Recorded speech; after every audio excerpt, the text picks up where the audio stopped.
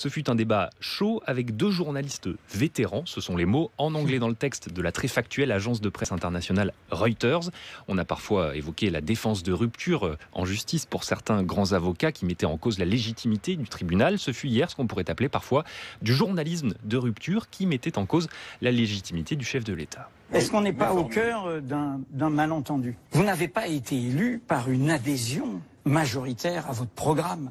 Il n'y a pas une légitimité dans tout le pays. Au premier tour, 18% des inscrits. Alors il est vrai que l'exercice a parfois été frustrant pour le téléspectateur qui a eu l'impression de voir des opposants politiques échanger avec le président de la République. Mais après tout, le chef de l'État concentre évidemment des pouvoirs très importants sous la 5e. Il est par la Constitution un décisionnaire majeur, par la pratique un décisionnaire central et par la situation politique actuelle un décisionnaire quasi unique. Et le président ne peut être interrogé par le Parlement. Alors ce questionnement journalistique, même rugueux, est sans doute important. On a d'ailleurs assez pesté contre les interviews corsetées pour ne pas se réjouir quand le cadre est un peu enfoncé. Cela dit, il faudra analyser ce qu'il reste de cet entretien dans quelques jours. Sur le fond des réponses, y a-t-il eu des informations nouvelles par rapport à l'interview de jeudi dernier sur TF1 dans le très accueillant 13h de Jean-Pierre Pernaut?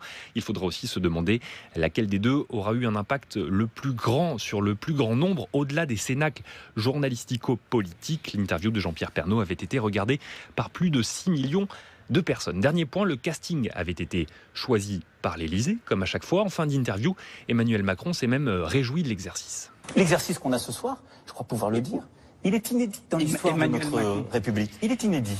Et c'est la question philosophique qui demeure, Guillaume. Une interview irrévérencieuse décidée par l'Élysée est-elle toujours une interview irrévérencieuse? Oh, ça c'est une question compliquée, Frédéric Seyss. On va la poser du coup à la garde des Sceaux et à la ministre de la Justice qui a la chance d'être en notre compagnie ce matin. Qu'en pensez-vous? Une interview irrévérencieuse décidée par l'Élysée est-elle toujours une interview irrévérencieuse, Nicole Belloubet? Oui, enfin je ne sais pas si le mot irrévérencieux s'applique à cet entretien. En tout cas, les 2 journalistes, me semble-t-il, ne se sont aucunement sentis corsetés par un quelconque choix préétabli. Donc je crois que la question... Frédéric Seyss. Plusieurs de vos collègues ont évoqué même une forme quasiment d'impolitesse. Est-ce que vous avez ressenti ça également? Alors moi je ne dirais pas impolitesse, parfois la véhémence des journalistes donnait un sentiment un peu de brouhaha qui était finalement, dont je me demande s'il était très positif pour le téléspectateur ou l'auditeur. Et j'avoue avoir parfois été choquée par cette... choquée, le mot est excessif. En tout cas j'ai observé que les 2 journalistes n'appelaient jamais le président de la République par son titre, mais toujours par son prénom et son nom, comme s'il était encore candidat. Et j'avoue que le respect institutionnel, me semble-t-il, contribue également parfois à la crédibilité de l'action. Peut-être aurais-je apprécié au moins qu'une fois ou 2 le titre fût rappelé. Et donc, il faudrait qu'on vous appelle Madame la Ministre. Mais je ne suis pas sûre que vous m'ayez appelé autrement. En tout cas, sur cette question du formalisme et cette interview, y a-t-il eu, selon vous, des choses nouvelles? Qu'avons-nous appris? Et si vous pouviez faire un bilan de cette interview? Non, je ne prétends pas ici faire un bilan. Moi, j'observe juste 2 choses. C'est que le président de la République, il apprécie le débat. On le voit, y compris en Conseil des ministres, c'est quelqu'un qui apprécie le débat. Donc cela ne m'étonne pas que ce formalisme-là, ce format-là ait été choisi, parce que je crois que c'est quelqu'un qui est vraiment dans l'échange d'arguments. D'autre part, le président a la volonté de faire la pédagogie des réformes que nous portons, et d'une certaine manière, c'est ce qu'il a fait au cours de cet entretien. Il n'a pas forcément fait d'annonces nouvelles, mais tout entretien n'est pas nécessairement destiné à faire des annonces. Il a expliqué ce que nous faisions. Il les a systématiquement, ces réformes, replacées dans un cadre général pour bien comprendre que ce n'était pas du pointillisme, mais que c'est bien un tableau d'ensemble que nous dessinons, celle de la France du XXIe siècle, adaptée au contexte mondial dans lequel nous sommes. D'où vient dans ces conditions ce sentiment de dureté que peut inspirer Emmanuel Macron, ce sentiment un peu vertical, comme si les décisions étaient en quelque sorte parachutées? Nicole Belloubet, est-ce que, par exemple, vous êtes en désaccord sur certains points avec Emmanuel Macron dans cette réforme de la justice que vous menez? Vous avez des discussions? La réforme de la justice, c'est moi qui l'ai élaborée, et bien entendu sous l'autorité du président de la République et du chef du gouvernement, mais je ne suis en rien en désaccord avec ce que je propose sur ces sujets-là, bien entendu, puisque, si vous voulez, la situation n'est pas descendante ou verticale. Nous travaillons dans une équipe avec, évidemment, l'autorité du président de la République et du Premier ministre. Mais c'est un travail d'équipe. Rien n'est vertical comme vous utilisez ce terme. Ces propos sur Notre-Dame-des-Landes ont été très durs. On dit en droit qu'il doit y avoir une proportionnalité entre la sanction et les faits commis. Est-ce que vous ne trouvez pas qu'il y a là quand même quelque chose d'excessif, un usage disproportionné de la violence de la part des forces de l'ordre? Alors écoutez, moi je suis très étonnée aussi de ces observations. Là encore et brièvement, il faut replacer les choses dans un ensemble. Il y a eu 3 étapes finalement sur Notre-Dame-des-Landes depuis que le Premier ministre a pris sa décision. C'est 1, la décision de ne pas construire l'aéroport à Notre-Dame-des-Landes. C'était une décision conforme à l'intérêt général. 2, la décision de faire respecter l'ordre public. Il n'est pas normal que sur un territoire de la République, les routes soient fermées, que l'on ne puisse pas circuler. C'est le souhait de faire respecter l'ordre public et c'est cela qui préside à l'opération qui a été conduite depuis quelques jours. Et 3, la possibilité qui est offerte à ceux qui le voudront de présenter des projets, y compris jusqu'à maintenant, parce que cette possibilité, elle est déjà ouverte depuis longtemps et certains n'ont rien fait. Donc il est tout de même curieux qu'aujourd'hui, il se prévalent d'une inaction, d'une certaine manière. Donc la possibilité de présenter des projets agricoles ou autres qui pourront rester sur le territoire. Donc il me semble qu'on est dans une logique parfaite. Bien entendu, il y a quelques réticences de la part de certains zadistes à entrer dans cette logique-là, mais elle me semble s'expliquer dans l'intérêt de la République et dans l'intérêt général. Mais possibilité de présenter des projets après que leur maison ait été détruite, la ferme des Sans-Noms qui est aujourd'hui célèbre Nicole Belloubet. Est-ce que vous n'avez pas l'impression que le gouvernement a voulu montrer ses muscles, qu'il n'y a pas, là encore, un usage déplacé de la force? Je ne le crois pas. Je ne le crois pas. D'abord, tout cela a été fait avec, bien entendu, le cadre juridique qui était absolument nécessaire. Donc, il y a d'ailleurs des magistrats qui sont mobilisés à l'heure actuelle. Donc, tout cela a été fait dans un cadre juridique clair. Et la possibilité de construire des projets, elle existe déjà depuis longtemps. La préfète, qui vraiment travaille avec acharnement là-dessus, a fait des propositions depuis longtemps déjà. Parfois, il peut y avoir des errements, y compris en matière judiciaire. Il y en a eu un d'ailleurs la semaine dernière, la fin du procès du groupe dit de Tarnac. Qu'en pensez-vous? Que pensez-vous de ce fiasco judiciaire, Nicole Belloubet? Est-ce qu'une telle affaire pourrait se reproduire aujourd'hui? Bien, je pense. Alors, vous partez de Notre-Dame-des-Landes et vous aboutissez à Tarnac, ce qui n'est tout de même pas exactement la même chose. Donc, c'est un télescopage que j'entends, mais je le relève simplement. Vous avez raison. Sur Tarnac, vous évoquez un fiasco judiciaire, mais au fond, la décision de justice qui a été rendue rétablit l'équilibre. Et il me semble que cette décision, que je n'ai pas à commenter, mais il me semble qu'elle est juste et qu'elle vient rétablir un équilibre. Et donc, je crois qu'au fond, on ne peut pas vraiment parler de fiasco. On a l'impression, malgré tout, qu'il y a de plus en plus une volonté, pas uniquement avec ce gouvernement, c'était peut-être le cas avant, un rapprochement entre l'exécutif et le judiciaire, comme s'il s'agissait de mettre le judiciaire sous coupe réglée. Regardez par exemple la procédure lancée contre François Fillon, elle a été très rapide pendant la présidentielle, et puis depuis la présidentielle, on n'a plus de nouvelles. Alors là, vous faites allusion à une affaire qui est en cours, donc moi je ne souhaite pas la commenter. Elle ressort des délais de l'instruction. Je ne veux faire aucun commentaire. Mais juste en revanche, sur le calendrier, c'est bizarre quand même. Depuis la présidentielle, elle n'a pas avancé cette affaire. Il y a un juge d'instruction qui est saisi, il joue son rôle, je n'ai pas d'autres commentaires à faire. En revanche, quand vous dites que, si j'ai bien compris, que l'exécutif souhaite avoir une emprise, c'est le mot que vous avez utilisé. C'est le mot que j'ai employé. Je crois que ce n'est pas exact. La preuve en est que dans la révision constitutionnelle que le président de la République et le Premier ministre ont annoncée, nous souhaitons faire évoluer le texte constitutionnel pour permettre notamment aux magistrats du parquet, d'acquérir un statut qui soit plus indépendant, puisque à l'avenir, le Conseil supérieur de la magistrature jouera un rôle important, plus important qu'aujourd'hui dans la nomination des magistrats du parquet. Donc je crois que c'est exactement l'inverse. Il aura également d'ailleurs, le Conseil supérieur de la magistrature, le pouvoir disciplinaire. Donc sur les magistrats du parquet, comme il l'a aujourd'hui sur les magistrats du siège. Donc je crois que c'est exactement l'inverse. Ce que nous souhaitons, c'est bien sûr une justice qui soit efficace, mais une justice dont l'indépendance est sans cesse réaffirmée. Mais dans votre réforme de la justice, il y a, Nicole Belloubet, quelque chose qui suscite de l'inquiétude de la part des avocats, des magistrats, c'est un peu technique, c'est le contrôle de la constitution de partie civile. C'est-à-dire que aujourd'hui, il faudra demander des autorisations à ce qu'une association, par exemple Anticorps, se constitue comme partie civile. Et on a l'impression que cela peut être soumis à l'arbitraire, là aussi, d'un pouvoir judiciaire, par exemple. Qu'est-ce que vous en pensez ? Non, il n'y a aucun arbitraire, aucun arbitraire.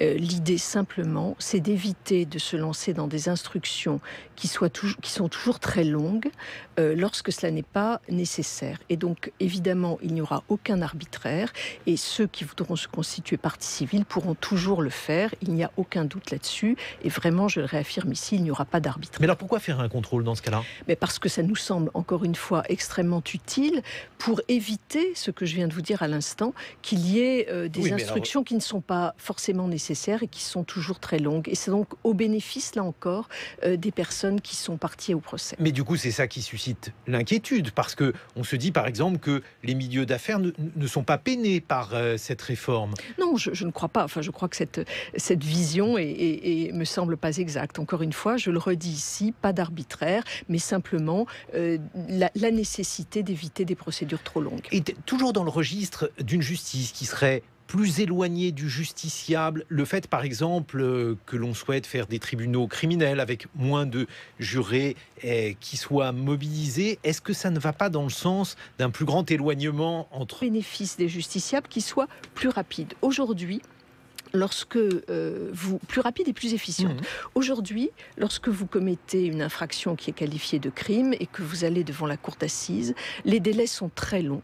Parce que, bien entendu, la procédure devant la cour d'assises, qui est entièrement orale, est longue, parce que la constitution des jurys prend du temps, parce que l'explication, la formation des jurés prend du temps. Tout cela prend énormément de temps. Nous proposons que pour un certain nombre de crimes, la justice puisse être rendue en première instance par un tribunal qui sera composé de magistrats professionnels, 5.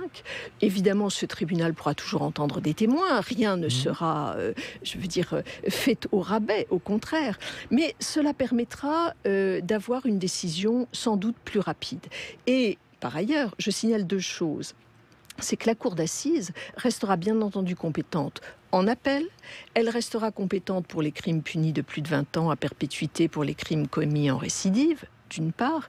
Et puis, je voudrais dire aussi, et c'est cela qui me semble important, qu'aujourd'hui, pour obtenir des jugements plus rapidement, un certain nombre de justiciables demandent qu'un crime soit déqualifié et soit jugé par le tribunal criminel et non plus par la cour d'assises pour avoir une justice plus rapide. C'est tout de même incroyable qu'un viol puisse aujourd'hui, alors que c'est un crime, être correctionnalisé, alors même que si nous avions la capacité de le juger en tant que crime plus rapidement, eh bien cela pourrait être le cas. C'est donc ces objectifs-là qui sont poursuivis, une justice qui soit à la fois de qualité, mais plus rapide et plus efficiente. Mais alors, vous qui êtes garde des Sceaux, Nicole Belloubet, comment expliquez-vous qu'il y ait tant de craintes chez les avocats ? On en a vu manifester la semaine dernière, ils étaient au cœur de votre électorat du premier tour. Il y a beaucoup d'avocats qui ont voté Emmanuel Macron dès le premier tour. Aujourd'hui, ils sont mécontents. Comment expliquez-vous ça ? On ne peut pas considérer qu'il y a de l'instrumentalisation politique là, puisque ce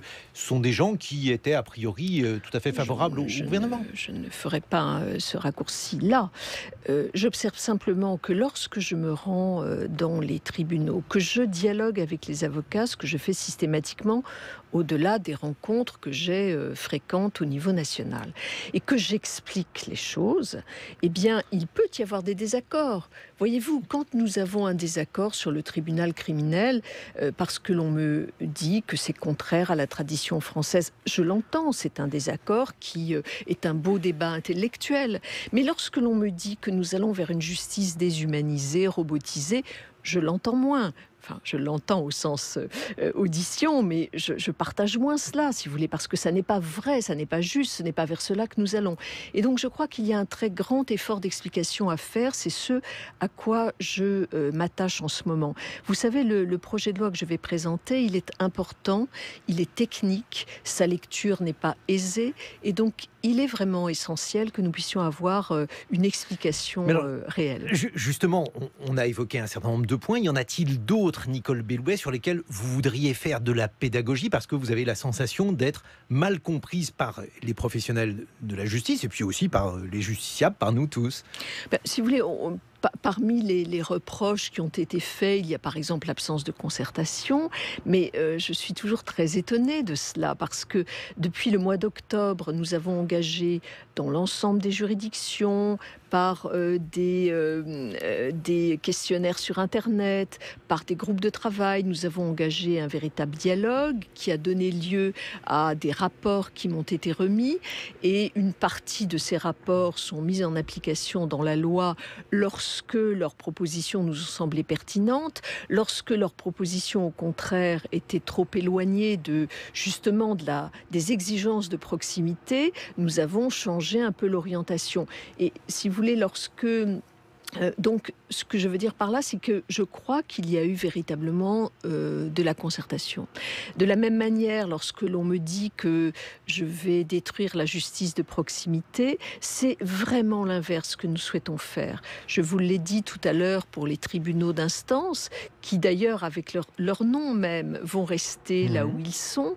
Et au fond, toute l'organisation qui sera mise en place, elle est fondée sur de la souplesse pour permettre aux justiciables de trouver réellement des réponses de proximité. Donc je réfute le fait que ce ne soit pas une justice de proximité. Mais alors la réforme de la carte judiciaire, parce que là aussi il y a des craintes, on se dit par exemple que votre réforme, elle souhaite aller plus loin que la réforme de Rachida Dati qui, semble-t-il, a été freinée. Vous faites la grimace, vous êtes en désaccord avec cette présentation des faits?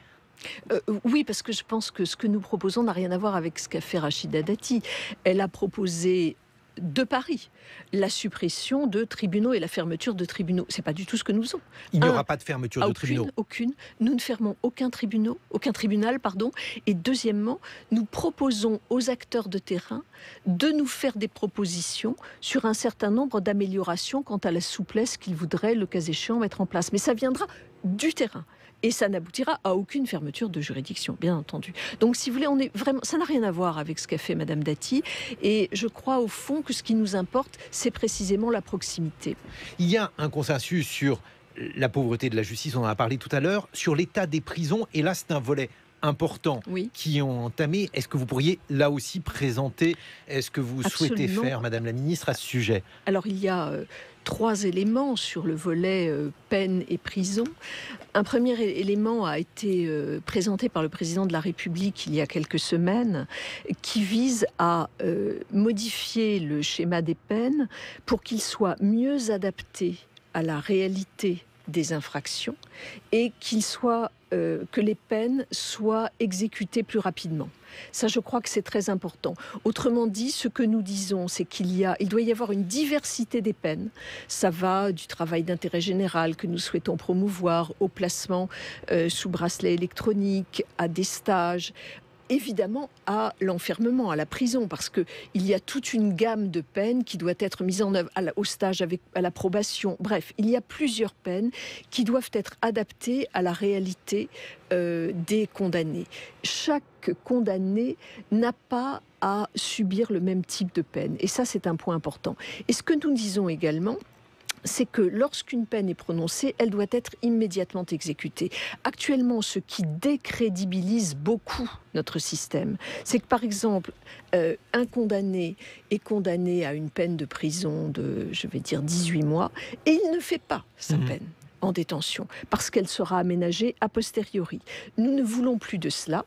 Nous disons qu'il faut utiliser une gamme de peines très diversifiée dont l'emprisonnement n'est que l'une d'entre elles, mais que quand un emprisonnement est prononcé, il doit recevoir exécution, quitte évidemment à ce qu'il y ait des aménagements de fin de peine. Donc ça, c'est un premier point. Il y a un deuxième point, ce sont les prisons. Le président de la République a souhaité, vous le savez, construire des places de prison supplémentaires. Actuellement, nous avons 70 000 détenus pour 60 000 places, donc il y a un hiatus qui crée de la surpopulation. Nous souhaitons donc construire des peines de prison, mais nous ne prenons pas les choses à l'envers. Nous modifions d'abord la politique des peines, la politique pénale, et ensuite nous construisons des places de prison qui seront adaptées aux différentes peines que nous aurons prononcées. Autrement dit, il y aura bien entendu des peines de prison avec une surveillance très poussée pour certaines d'entre elles et d'autres avec une surveillance allégée lorsqu'il s'agira par exemple de préparer la sortie et la réinsertion. Donc nous allons moduler les constructions des établissements pénitentiaires, mais construire des places. Et puis enfin, il y a des politiques en faveur des personnels, parce que je dois dire que... Et là, qu'est-ce que vous proposez ? Eh bien, nous avons déjà, à la suite des mouvements qui ont eu lieu pour les personnels de surveillance, qui jouent un rôle absolument capital. Les personnels de surveillance, ce sont eux qui garantissent la sécurité de la société et qui connaissent le mieux les détenus. Donc pour eux et pour les, nous avons pris un certain nombre de décisions en matière de sécurité, en matière d'indemnité, en matière de formation. Et je voudrais aussi dire un mot ici pour les personnels d'encadrement, sans lesquels notre système pénitentiaire serait évidemment extrêmement déficient. Nous serons également très attentifs à leurs conditions de travail. Dans la prison, à l'intérieur de la prison, il y a une question plus spécifique qui se pose autour des détenus radicalisés ou radicalisables, je ne sais pas quel terme employer. Quelles sont les mesures spécifiques que vous pensez, Madame la Ministre, pouvoir développer dans ce domaine ? Bien, si vous voulez, nous avons pris plusieurs types de mesures. Lorsqu'un détenu arrive en détention et qu'il est repéré comme terroriste islamiste, évidemment, il fait l'objet d'une... Et ce sera le cas également pour les détenus radicalisés, ou en tout cas en voie de radicalisation, mais qui sont des détenus de droit commun. Parce que nous avons, vous voyez, des personnes qui rentrent comme terroristes islamistes, repérés comme tels, et puis d'autres qui sont des détenus de droit commun et qui vont se radicaliser. Donc dans tous les cas, nous avons un processus d'évaluation qui dure 4 mois pour mesurer leur dangerosité. Ce processus, il est conduit avec des psychologues, des médecins, des éducateurs, et nous évaluons la dangerosité des détenus. En fonction de cela, nous les plaçons ensuite en détention et selon leur niveau de dangerosité, ils seront soit placés à l'isolement, soit dans des quartiers spécifiques à l'intérieur des prisons, des quartiers pour détenus radicalisés qui seront étanchéisés, si je puis utiliser ce barbarisme, pour évidemment créer une forme d'absence de passage et de lien avec la détention normale. Alors ça, c'est pour la radicalisation en prison. Et puis, il y a des craintes sur des détenus qui sont radicalisés et qui, du fait de la durée de leur peine, vont sortir. L'année prochaine, par exemple, il y a beaucoup de détenus radicalisés qui vont sortir. On est certain que leur idéologie, elle, n'a pas changé. Qu'est-ce que l'on peut faire contre cela, Madame la Ministre ? Alors, nous avons mis en place depuis quelques années au sein de l'administration pénitentiaire un service de renseignement, qui est aujourd'hui un service de renseignement qui est reconnu pour son efficacité et sa qualité. Donc, bien entendu, ce service de renseignement est très activé à propos des détenus, lorsqu'il s'agit de détenus radicalisés. Lorsque ceux-ci sortent de détention, des fiches qui contiennent tous les éléments, des renseignements, sont communiqués à l'ensemble des services de renseignement à l'extérieur de l'administration pénitentiaire, de sorte qu'il y ait un suivi et que la prise en charge soit effective par les services de renseignement que vous connaissez, la DGSI, etc. Donc il y a un continuum dans le suivi de la personne et bien entendu l'ensemble de ces services sont activés et ces personnes ne sont pas livrées à elles-mêmes dans la nature. Mais alors parce qu'on comprend bien qu'il y a un hiatus du point de vue du droit. Ces gens-là n'ont commis aucun autre crime supplémentaire que celui de continuer à penser ce qu'ils pensaient avant d'entrer en prison, c'est-à-dire d'être des gens dangereux ou en tout cas potentiellement dangereux. Est-ce qu'il n'y a pas la possibilité malgré tout de les maintenir en détention, comme le demandent certains. Alors, si vous voulez, moi je pense qu'il faut être clair. Nous sommes dans un état de droit. Une peine est une peine. Lorsqu'elle est achevée, elle est achevée. En revanche, et toujours dans l'état de droit, les services de renseignement vraiment très puissants que nous avons en France, très puissants au sens de très efficaces que nous avons en France, sont en mesure, me semble-t-il, de suivre ces personnes. Par ailleurs, dans certains cas... Pardonnez-moi, Madame la Ministre, ils ont montré encore, hélas, leur défaillance lors de l'attentat commis contre le Super U de Trèbes.